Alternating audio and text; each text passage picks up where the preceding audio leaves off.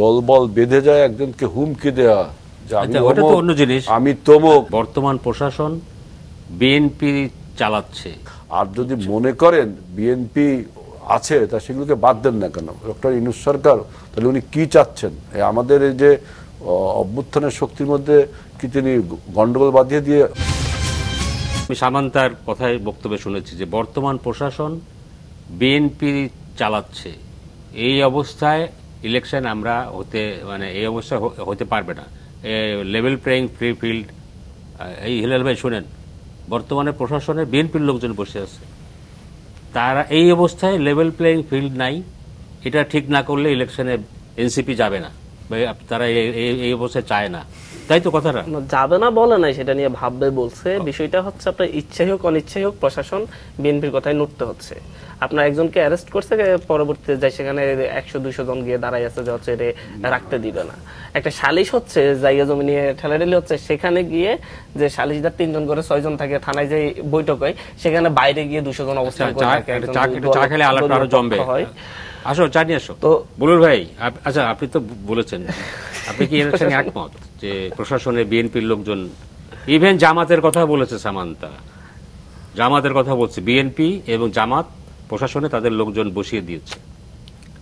জামাত ইসলামী যে পার্টি হিসাবে সবচেয়ে বেশি এখানে বঞ্চিত।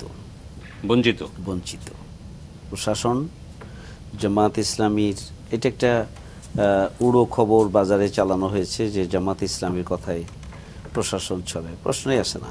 জামাত ইসলামী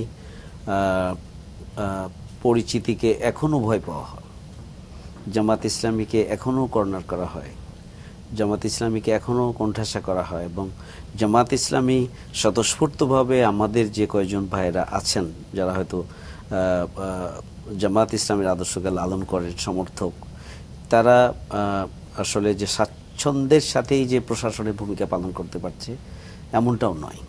এই জন্য এটা একটা ঝামেলা করছে কারা? এটা এখানে ঝামেলার মধ্যে তো এটা আছেই যে এখনো প্রশাসনে দোসরদের, অর্থাৎ ফ্যাসিস্ট অপশক্তির দোসররাই এখন প্রশাসনের সব জায়গায়। আচ্ছা, এটা এনসিপিও বলে, এটা বিএনপিও বলে, কিন্তু বিএনপির বিরুদ্ধে অভিযোগ এনসিপির, প্রশাসনে বিএনপির লোকজন বসে আছে, এই অবস্থায় ইলেকশন করা, তারা ইলেকশন এই অবস্থা করতে রাজি না, বা এটা চেঞ্জ করতে হবে আর কি। এটা একটা পলিটিক্যাল ব্লেম গেম তো বাংলাদেশের আগেও ছিল। এনসিপি নতুন দল হয়ে, যদিও এখনো তারা রাজনৈতিক দল হয়ে ওঠেনি, আমি এখনো মনে করি এরা একটা সামাজিক শক্তি। কারণ এনসিপি তার এখনো রাজনৈতিক যে বয়ান, রাজনৈতিক যে কর্মসূচি, রাজনৈতিক যে ইডিওলজি, এরকম কিছু জনতার সামনে দেয়নি। বিক্ষিপ্তভাবে কিছু কথা বলছে, বিক্ষিপ্তভাবে কিছু বলছে, জন্য রাজনৈতিক এখনো তারা infant in term of age, কত মাসখানিক মনে হয়েছে, তাই না? সেই জন্য অর্থাৎ এরা এখনো রাজনৈতিক বয়ানই তো তৈরি করতে পারেনি, কর্মসূচি, ইডিওলজি, কত কিছু আছে, বিক্ষিপ্তভাবে কিছু কথা তারা বলছে। এখন আমরা পত্রপত্রিকা, টেলিভিশনে এবং পাবলিক পারসেপশন দুটো মিলে দেখছি যে এই যে নতুন যে রাজনৈতিক দল, তাদের যারা উচ্চ পর্যায়ের নেতৃবৃন্দকে সমন্বয়ক হিসাবে আমরা জানি, এদের যে দৌরাত্ম্য শব্দটাই ব্যবহার করলাম, বিশেষ করে প্রশাসনে পদায়নের ক্ষেত্রে, প্রশাসনে নিয়োগের ক্ষেত্রে।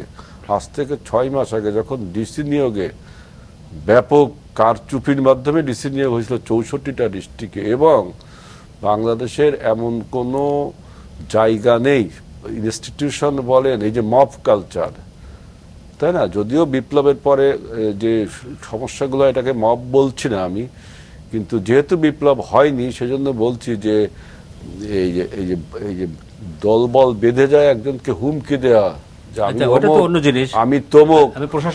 প্রশাসনের যত পদায়ন, নিয়োগ, এগুলো সব আপনার এই নতুন যে রাজনীতি, এদের একটা ব্যাপক প্রভাব রয়েছে। যেহেতু তাদের 2 জন মন্ত্রীও আছে এখানে, দেখেন, জনপ্রশাসন, স্থানীয় সরকার মন্ত্রণালয় খুবই গুরুত্বপূর্ণ, এবং অন্যান্য মন্ত্রণালয় আছে, তো তারাই তো পদায়ন করছে। আর যদি মনে করেন বিএনপি আছে তা সেগুলোকে বাদ দেন না কেন? 9 মাস ডক্টর ইউনূস সরকার তাহলে উনি কি চাচ্ছেন?